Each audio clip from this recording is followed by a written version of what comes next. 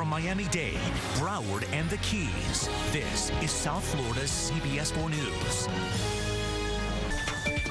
On the Health Watch, in the past, when you thought about infertility, most people assumed it was a woman's problem. Well, it turns out male infertility is on the rise, but by how much and why? CBS 4's Cynthia Demas went to find out.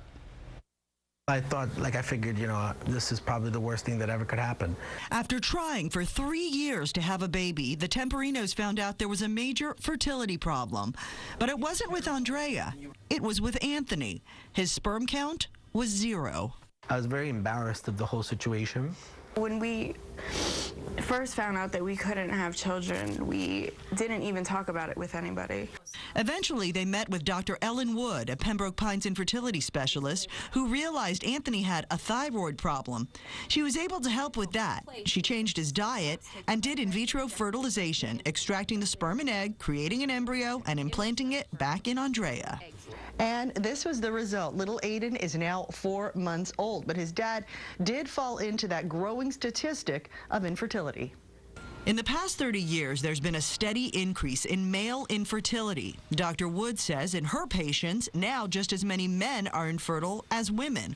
40% of her female clients have problems, 40% of her male clients have problems, and the other 20% where there's a problem with both the man and the woman. So what's going on? There's always speculation that there's the plastic water bottles and the lining of cans could leach estrogens into the environment, and those estrogens possibly could be affect certain males. Diet is also a possible factor. Anthony says he's changed his diet to all organic, and he believes that's helped tremendously as well.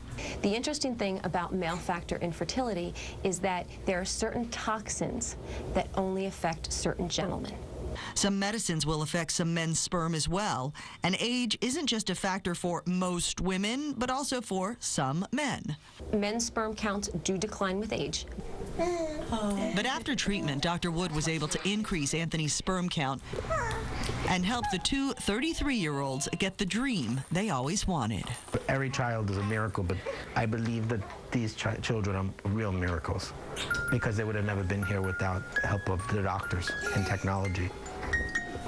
What a cutie pie. Well, if your insurance doesn't kick in, it'll usually run you anywhere from $16,000 to $25,000 for IVF.